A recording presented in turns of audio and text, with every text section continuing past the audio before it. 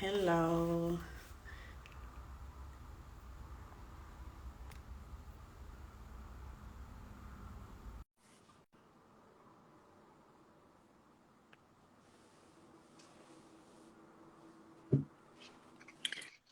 Hello. Hi, Hello. How are you? I'm doing well. Uh, I'm happy to have you here today. I'm happy that you are joining this live because I was so excited to talk more about you and also to get to know you better and also to know about your foundation. So, before starting, I just want to make sure that just give some background on Bobby on Big Boundless questions, and also, okay, I think we are good. And also, I just want to make a brief, this description on this series because this is a series that I want to um create a space for young leaders, especially those who are working toward, you know, uh, global change, to have a space to share their work and so more people can know about what they are really doing. So I'm excited that you are our first speaker today. So just introduce yourself. Tell us more about what you are doing with your foundation. Okay, I'm grateful to be here. I'm grateful to have been chosen to be the first speaker. I'm sorry I lost my voice. So, my name, I'm Achi Justance, and I'm the founder of the Falonne Foundation. So, what the Falonne Foundation does is we take people from vulnerability to independence. People in local communities, extremely local communities, which have practically been abandoned or maybe ousted because of their location and all of that. We work with children, young girls, and women. So that's what we do. Our goal is to take people from vulnerability to independence, provide social and basic amenities for youth, and to a greater extent, grow girls in STEM, be the voice for young girls and women in the community. So, yeah. Okay, so I'm interested in knowing where does the idea of starting a foundation come from? Okay, it came from a place of passion, and I was born in a local community. I wasn't raised like with everything, so I know what it is to lack something. And we we basically had to live sometimes from hand to mouth, and it was a hand of love that was extended to me at some point that got me to where I am. So it came from a place of passion, extending that same hand of love which was extended to me to others in the community. So yeah, that's Okay, what. so I know that where you come from, which is Cameroon, is that right? Do I get it right? Yeah, Cameroon. Okay, so I do know that it's Cameroon is a low income country. So how do you manage to start a foundation? Because I know that you do need financial support to start. Yeah. So how do you manage to start it? So when we started the movement, a lot of people were like, it was not going to come through, or it was not going to survive 1 year. It was not even going to survive 5 months because, oh, maybe they thought we weren't up to the task, given the financial situation of the country or my community where I come from. So it wasn't quite easy. It wasn't quite easy. I had to find a balance between. I started when I was still in school, so I had to find a balance between going to school and having the foundation. So what I could do was to get a job, and when I got a job while I was studying, it was easy for me to take a percentage of my salary and fund the foundation until we started getting donors, and then some members started showing interest in supporting the foundation's activities. And gradually, donors started coming in, believing in our works, believing in what we do, and we're able to fund some of our projects. Okay, for what I understand, you said that okay, it just come from something that you really wanted to do, and you just do it with what you have, right?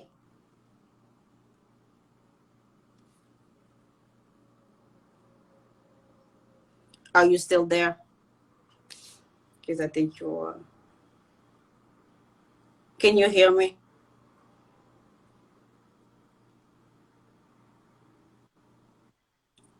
I cannot hear you, but I think I'm sorry, I it's lost you because of for the a moment. connection. So yeah, can you hear me now? Okay, is it Yeah, it is. So yes, um, how does the government? Because have you found like from the private sector, investment from the private sector or just the government? How does the government in your country actually support this kind of initiative? I from what I know, from findings, you have to get to a certain level before you get funding, even from funding bodies like maybe other organizations that fund. So the government supports in a way like gives you the opportunity to get registered and carry out your activities in any community. You have to get to a certain level. You have to write some sort of applications before getting funds from the government. So that's how much I know, and I know I'm still to get there. So yeah, but I know the fund local organizations when you get to a certain level, maybe 3 years, 4 years, they fund local organizations. Okay, this is great. This is so great. So, you are training women and girls, you are educating women and girls, and you are doing everything that you can to actually, change the side of the table. So, Yeah. how well the population understand the importance and the impact of your work? Okay.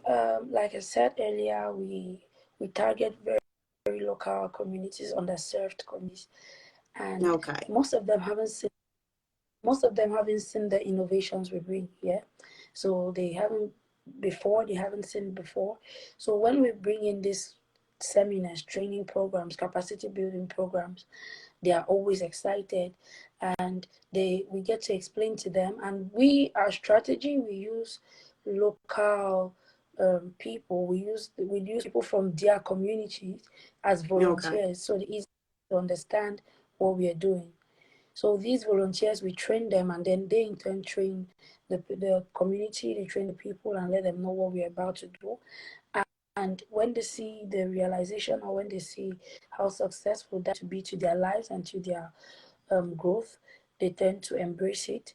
And it's been really, really impactful because we've been able to raise some powerful women in business, in STEM, and we've been able to raise women who are confident in themselves, confident in their skin, confident in what they do and in what they have. And so it's really, really impactful. It's the impact, and they are realizing, they realize themselves, they realize, okay, I need STEM in order to become a part of the society. I need to be in STEM. I need to understand what ICT is all about. I need to understand what loving my neighbor, what loving my community is all about. And it's created a whole lot of impact.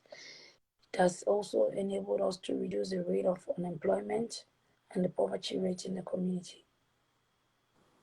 That's great that the your community embrace, your movement, because it's hard actually when you want to do something for your community and they don't support you. So you tend to just, just you want to abandon, you want to just, okay, I don't want to do that again. So I think that's really great. So for the point that you started and for where you are now, what are your observations on the impact of the work? Do you think that, are you seeing a change? Do you think that, okay, yes, we are getting somewhere?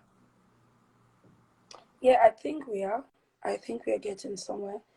When we started, we didn't have up to 10 people from the local community believing in our vision.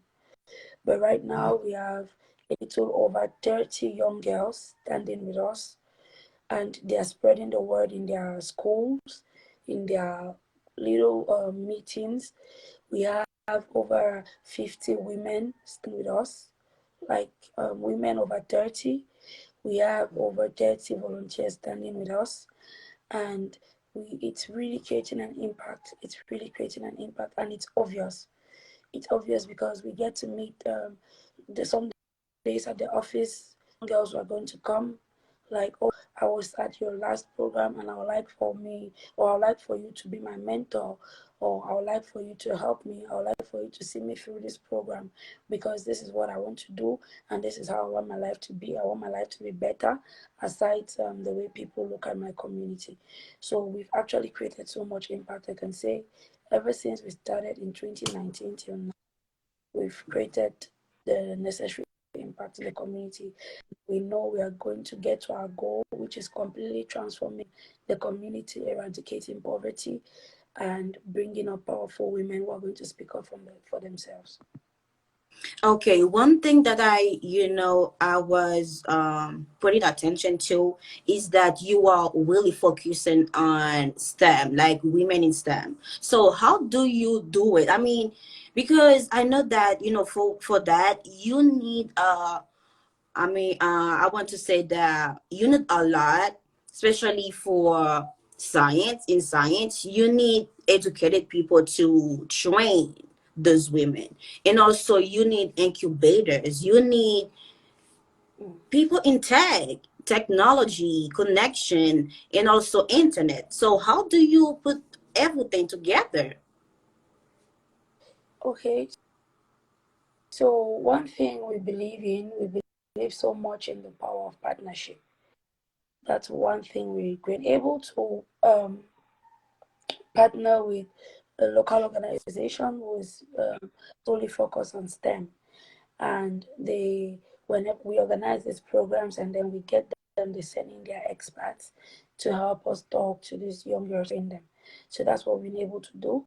And we're writing a project on the installation of a community lab, a community computer lab, which will enable us to get laptops and get the internet connection, and then bring in this expert organization to help us train the young girls and the women. And girls and women, we're also training school dropouts, so they get to understand what the STEM field is all about, especially in technology, ICT. So we can give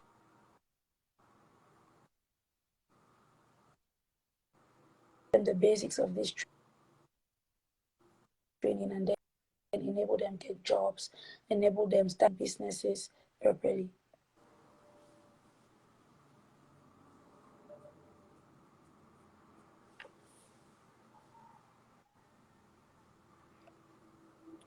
Um, yeah, you're back. So, that's great. Now, I want to talk about gender inequality. So, is there a lot of women organizations where you at? Yeah, there are quite a lot of women organizations where we're at, and who stand up for women in Cameroon. I've seen quite a lot of them. But in my community, I think we are the only organization who train women. So Wow, that's challenging. yeah.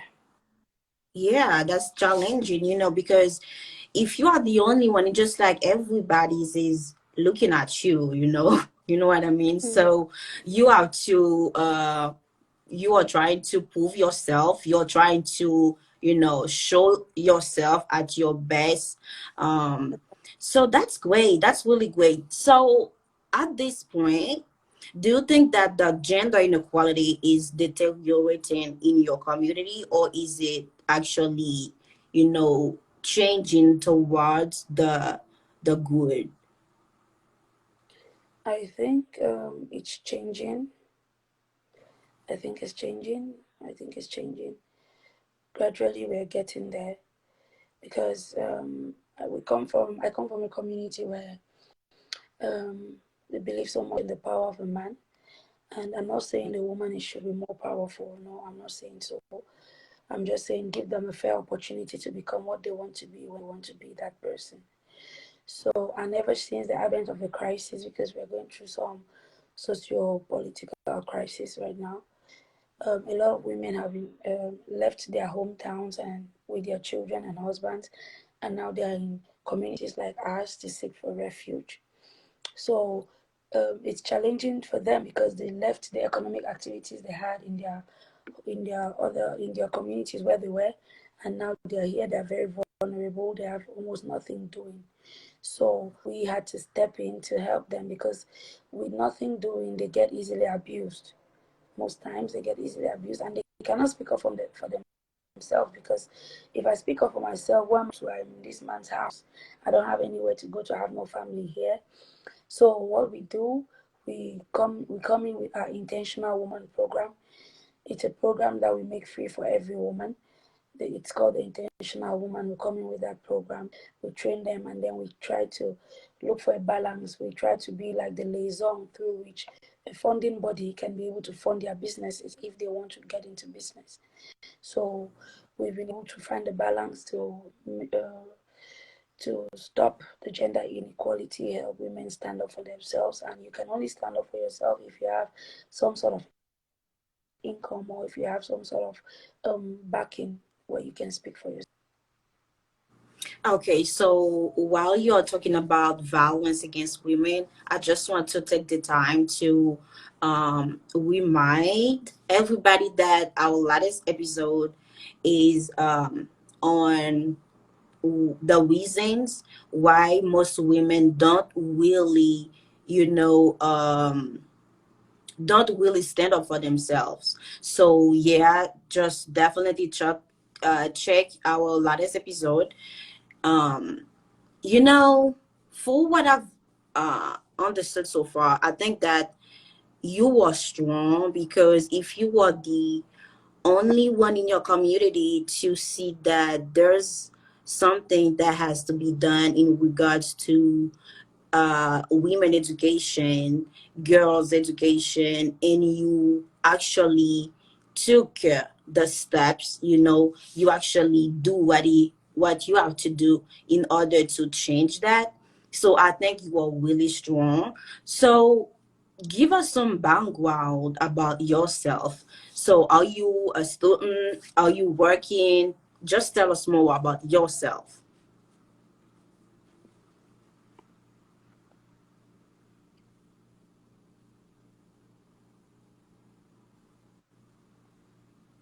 Yeah, I cannot hear you. Can you hear me?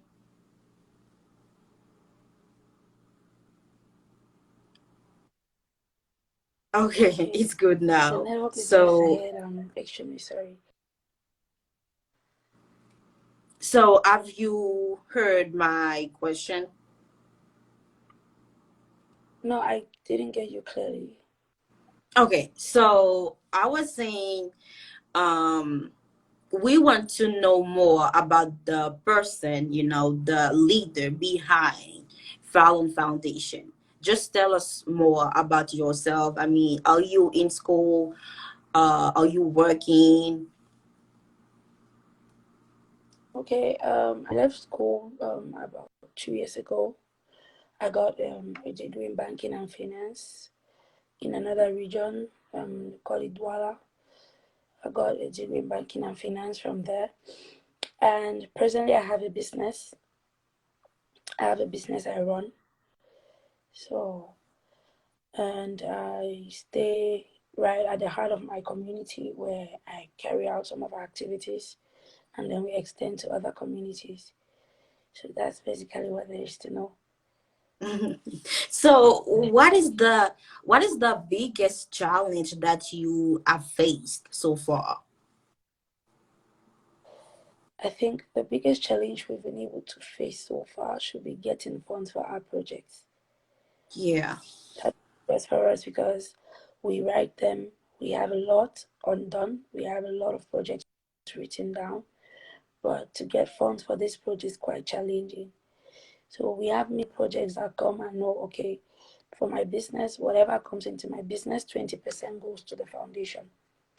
So it's easy to fund those mini projects, but the big ones, we face difficulties in getting finance for them. So that's one major challenge we faced, and also to get international opportunities. Sometimes you see an opportunity which you feel okay, you're fit for, or the vision is fit for, but while going through the criteria, they said, oh, Cameroon is not among. So it becomes challenging for us. It's like, okay, we have to work extremely hard for us to get people to see what we do or to see our works. But then we are doing the love of the community, hence we just have to do it. Yes, we are doing it for the love of the community. I really like this. And also we are doing it because we believe in change, and also we think that okay, if we can be the pioneer of the change that we are seeking. So yes, I agree with you and I support that. I know it's 2 a.m. where you at, so I won't be, taking you keeping you long. But I think it's really inspirational the way that the work that you are doing in your community, and also. But one thing that's really surprised me is the fact that you started that, and you started with with your own funds. So I know that young people, they usually um give up their projects because Yeah. of financial concerns. So I really find that admirable. And also, there's one question I think that it's really important. Um, it's just like, how do you stay motivated? Because because your organization is a non-profit organization, so you're Yeah. not really getting something financially from it. So how do you stay motivated to say, okay, I still have to keep going? Okay. I spoke of passion before. When it's passion, you It's have to do passion. it. When it's passion, you have to do it. And every single day, I have the opportunity to stay out of my community, to stay in an urban area because my community is rural. It's a rural area. But then, when it's passion, you have to stay at the heart. And staying at the heart of the community, at the heart of where the problem lies, I wake up every day saying one problem or the other. And being a social activist, being a humanitarian, I'm driven or I'm taxed by passion to do what I have to do. So my motivation comes from the fact that I want to see my community better. I want to see young girls grow better. I want to see people live a life void of crimes, unemployment, and that keeps me going. I wake up every day and see a problem and I write a project on that problem. I wake up every day, I see a problem and I bring out a solution. Even if the solution isn't going to come immediately, it's going to come definitely. So we write them and then we keep. So I'm motivated every single day when I see these problems and I'm taxed by passion to bring out solutions to them. So that's me staying at the heart of the community, seeing. So you wake up sometimes, you see a child, maybe vulnerable kid, and you're like, wow, what's happening? And then you have to help that child. You have to provide a solution, even if it's at that moment. Why is that child crying? Why is that child not eating? Sometimes you'll be at the office and the next thing you see, a group of women coming in crying also, saying, oh, we've not been able to pay our hospital bills, and this is what we're going through, this is what we're going through. And given the fact that you don't receive funding from anybody, it's easy to just be like, oh man, I give up, I cannot do this anymore. But then passion says you can't let these people go. You're a humanitarian, so you have to help them, and you do the best you can in whatever way you can. So Yes, that's so great. I think that, yeah, it should come, from the heart. Everything that you really want to achieve in life, it should come from the heart. Just, okay, do it with love, do it with passion. So yeah, I agree with you. Can you give us maybe one or two, not long. I know you're tired. So can you just give us one good advice on starting an organization, from scratch? Because that's the most important thing. So you just keep, just start. So what do we have to keep in mind when we want to start, you know because starting, I think that we suck at that. yeah, starting is not easy. I'm not going to Mhm. lie. Whoever is listening or watching, if you want to start, it's never going to be easy. But if you're starting with the love and the passion for what you do, you're going to be able to find the balance. So I'm going to advise any young person like myself, because I started quite young, extremely young. Whoever is starting like myself, I would say be mentally prepared for what you're getting into. You have to be mentally prepared, and it has to come from a place of love, passion, and it should be from a place of, I've seen a problem and I'm bringing in a solution. My organization is about to be a solution to this problem. Because if you start because everybody's starting, there's going to be a problem. If you're starting the organization because you want to be able to gain visibility, or you want to be able to get accolades or credibility from people and the society, there's definitely going to be a problem. So it should be, I've noticed a problem in my community, or I've noticed a problem in the world at large, and I want to bring in the change, I want to bring in a solution. And you're going to be able to find, it's going to be quite easy for you. And you should also, as a young person getting into non-profit field, it's advisable to have something doing for yourself. I advise you have something doing for yourself, a job, whatever, anything. As long as you can earn extra cash for yourself, it's going to be extremely helpful.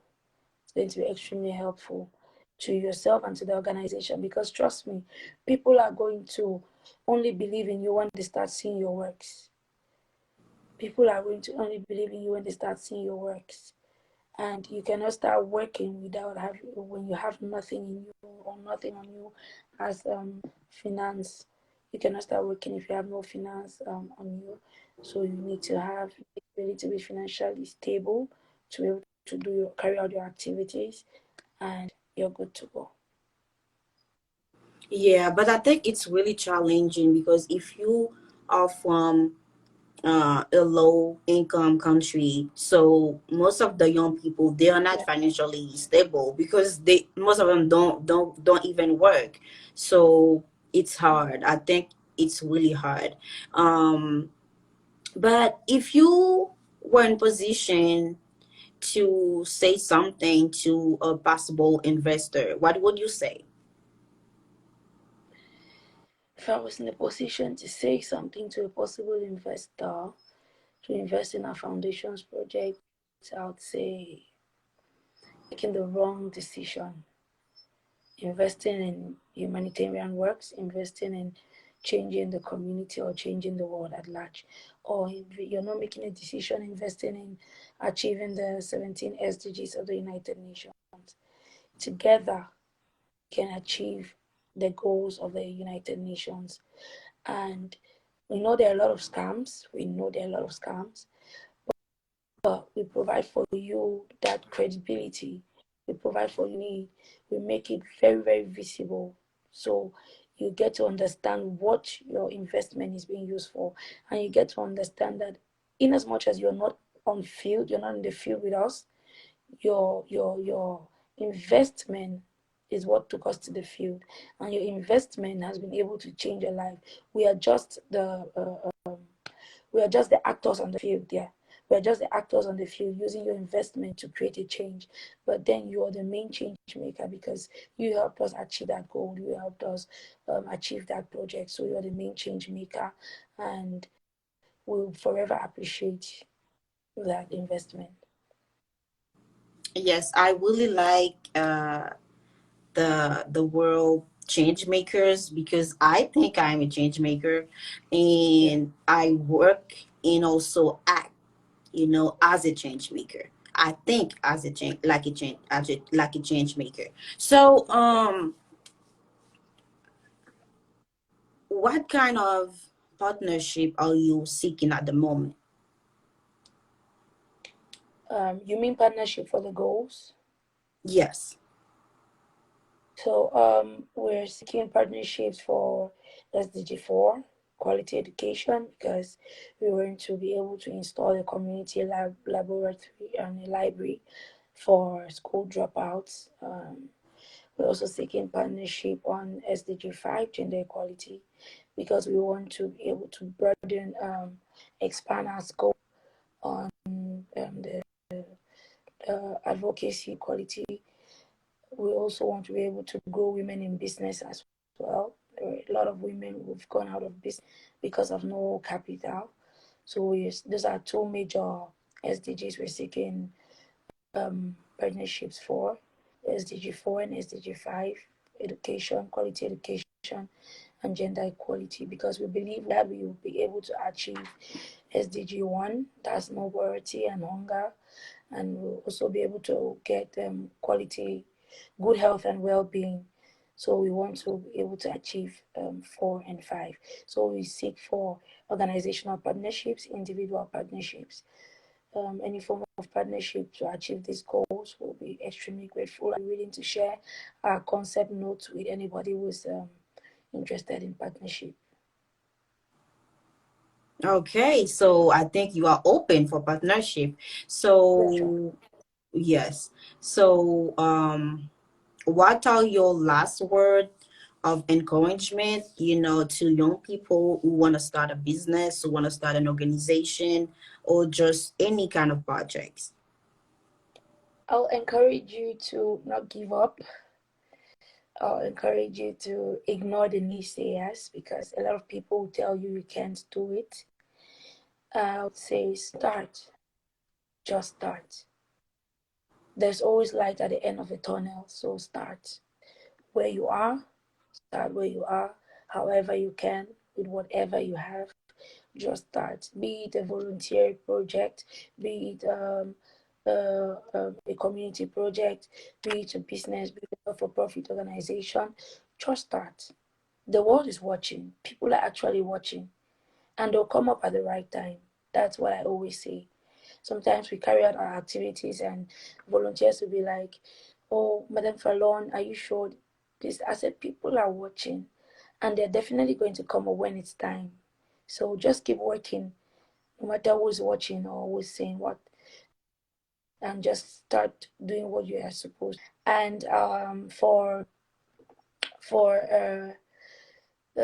here, I would say I would love to be a part of this session again, maybe at a better time, because 2 a.m. waking up quite challenging for me. I would love to be a Yes, part I of. know. I know. I would love to be a part of this session again. It's really going to be amazing for me. I'll be mentally prepared and emotionally prepared, because so to uh, you, I would say I'm I really, grateful. I really appreciate, that you take the time to join me today to tell us more about yourself, to tell us more about the work that you are doing in Cameroon. And I think it's really incredible. It is really inspirational, because yes, we do need more women. We do need more leaders, in the position to actually take the steps forward for the change that we really want in our community. So thank you very much for being with me today. I know that you at this time you should be sleeping, but still you took the time to tell us more about your work, and also to let us know how we can support, and just to just set aside some time to encourage young people. So I think that I really appreciate that, and I'm really grateful. So whatever, I mean, just your last words. I want you to close it. Just your last word. I'll miss opportunity, and I'm so happy to be the first of this amazing program. And I hope this is not just going to be the first and the last. We're going to have many more sessions. I'm grateful to you. You are indeed a change maker, because not knowing who I am, I could still am. But then you gave me the opportunity to showcase myself and Falonne Foundation and the team.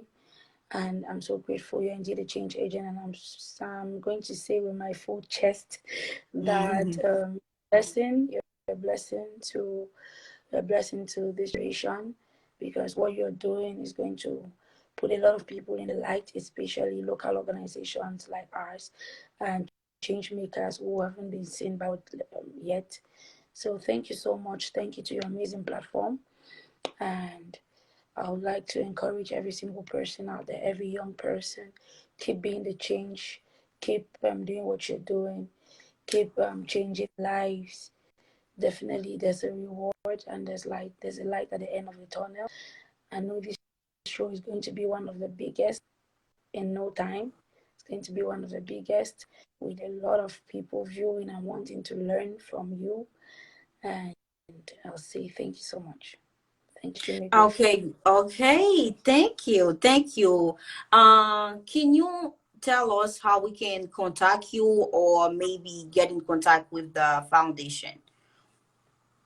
Sure. On Facebook, we're on Facebook as Falonne Found, and we are on Instagram as Falonne.Foundation, and they can contact me directly on WhatsApp, +23767620563 on WhatsApp. Okay, slow down. Did you say +2? Did you say two? I'm sorry, just slow down. Yes, plus You say two +2. Okay. 37 237 6 6. 76 Yes, 76 2 2 0 0 5 6 5 6 3 9. 3 9. Okay, just Yeah. make sure that I get it right. Okay. No, So, there's an error there. oh my God, I'm sorry. So it's three two 237 Should I, six should I two write zero. it out? Yes, you can. 6 Yes, 7 please. no 2 3 0. Should I write it down? Should I write it out? Yes, please.